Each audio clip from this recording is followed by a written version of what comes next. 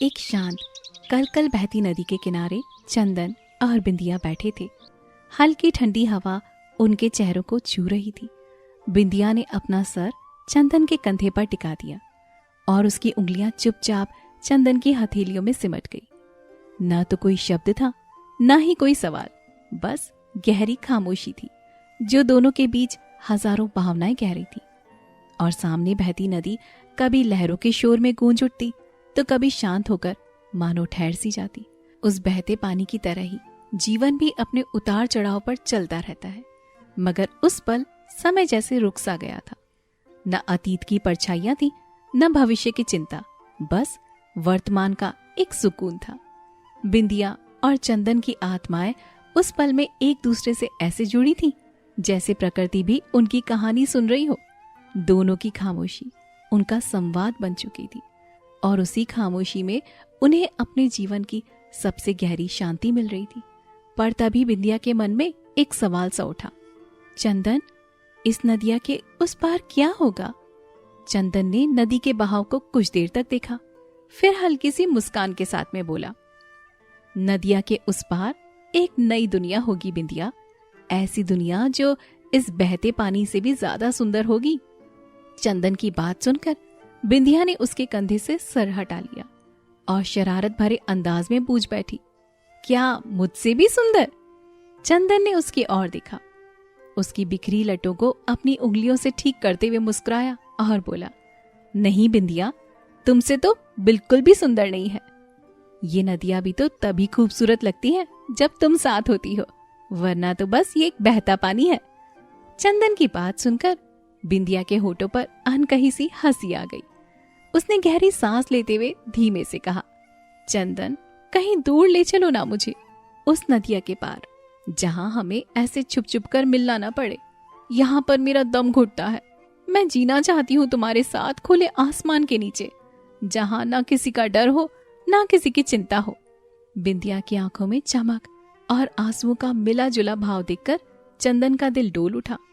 वो कुछ क्षण चुप रहा और फिर गंभीर स्वर में बोला, बिंदिया, मैं भी यही चाहता हूँ, लेकिन इस समाज की दीवारें इतनी ज्यादा ऊंची है कि उन्हें पार करना आसान नहीं है।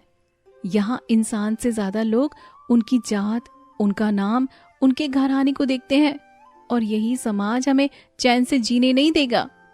बिंदिया ने चंदन का हाथ और भी ज्यादा कसकर पकड़ लिया। तोड़ देंगे ना ये दीवारें, और ना इन्हें लांग कर चले जाएंगे। क्या डरते हो इनसे? अगर हम दोनों साथ हैं तो हमें फिर कौन रोक सकता है? चंदन ने उसकी आंखों में झांकते हुए गहरी सांस ली। डरता? मैं तुमको खोने से हूं बिंदिया। अगर खो दिया तो खुद को कभी माफ भी नहीं कर पाऊंगा। ये सुनते ही बिंदिया ने उसका हाथ अपने दिल पर रख दिया। तो वादा करो, चाहे नदी के पार हो या इस समाज की बंदिशों के बीच हो, तुम हमेशा मेरे साथ होगे। वादा करो। चंदन ने उसकी आंखों में देखते हुए धीरे से कहा, जब तक ये नदियां बहती रहेगी तब तक ये सांसें चलती रहेंगी और मेरा साथ कभी भी नहीं टूटेगा, समझी तुम? उस पल नदी का बहाव और भी ज्यादा तेज हो गया, मानो उनकी प्रतिज्ञा को सुनकर वो भी साक्षी बन गया हो। तभी धीरे से बिंदिया ने चंदन का हाथ धीरे धीरे से छोड़ा। शाम ढलने को है चंदन, मुझे घर जाना है। कल मिलेंगे इसी जगह पर, सुबह आ जाना। चंदन खड़ा हुआ और बिंदिया जाने लगी। उसे जाता हुआ देखकर चंदन को कुछ अजीब सा महसूस हो रहा था, पर वो भी उल्टी दिशा में घर की ओर चल दिया। कुछ देर के बाद जब बिंदिया अपने घर पहुंची तो उसके दिल की हल्की उमंग धीरे धीरे डर और बेचैनी में बदल गई। घर की चुप्पी उसे कुछ कह रही थी, जैसे कोई बड़ी खबर उसके लिए इंतजार कर रही हो। तभी रसोई से माँ की आवाज आई, बिंदिया, बैठो बेटा, तुमसे कुछ बात करनी है। बिंदिया के कदम अचानक से ठहर गए। माँ की आवाज में जो गंभीरता थी, उसने इसकी सांसें रोक दी। बिंदिया, अब तुम्हारी शादी की बात चल रही है। परिवार ने अच्छे घर वाले भी देखे हैं, जल्दी तय कर देंगे हम लोग, माँ ने धीरे से कहा। बिंदिया का दिल जैसे रुक सा गया, शब्द उसके गले में अटक गए। शादी? उसने होठों के बीच कुछ फुसफुसाया। हाँ बेटा, समझो, उम्र भी बढ़ रही है तुम्हारी, परिवार का दबाव है, तुम्हें सोच समझकर फैसला करना होगा। समझी तुम? माँ ने प्यार और गंभीरता के बीच की आवाज में कहा। बिंदिया ने कमरे के कोने में जाकर बैठने की कोशिश की, पर पैरों के नीचे जैसे उसकी जमीन खिंचती जा रही हो। उसका मन चंदन के पास बिताए हर पल की याद में डूबा था। वो सोच रही थी, क्या वो खुद को इन बंधनों में कैद कर पाएगी? क्या चंदन के बिना उसके दिल की दुनिया सूनी नहीं हो जाएगी? सोचते ही उसकी आंखों में आंसू भर आए, लेकिन उसने खुद को रोक लिया। मैं अभी कुछ भी नहीं सोच सकती हूँ माँ, उसने धीरे धीरे कहा, पर उसकी आवाज कांप रही थी। बिंदिया का दिल टूट रहा था, लेकिन उसने एक कदम तय किया और चंदन के साथ अपने सपनों को जीवित रखने का फैसला किया।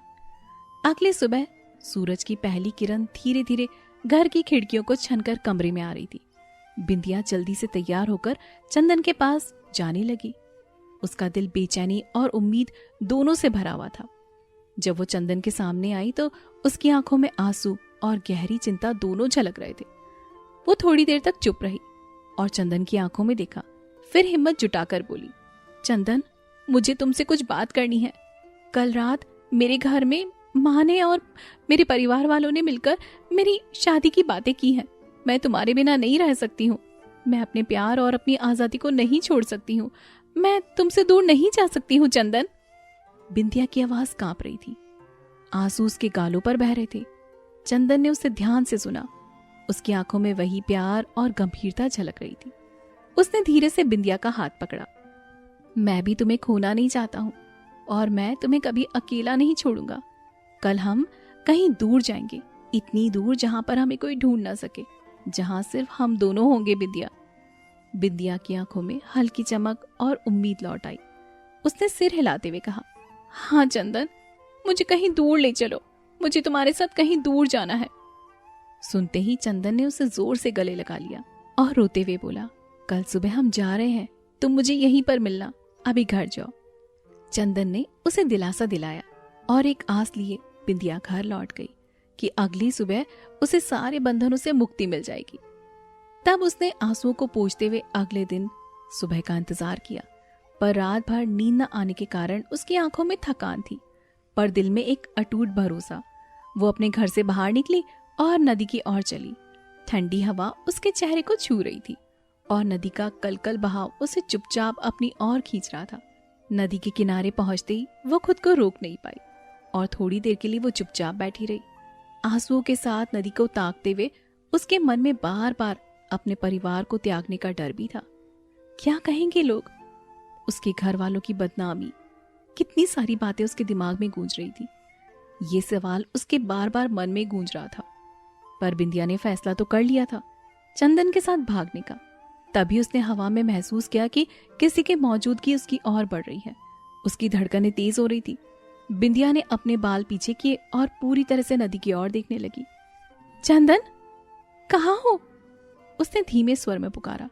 काफी देर हो चुकी थी, चंदन अब तक आया नहीं था।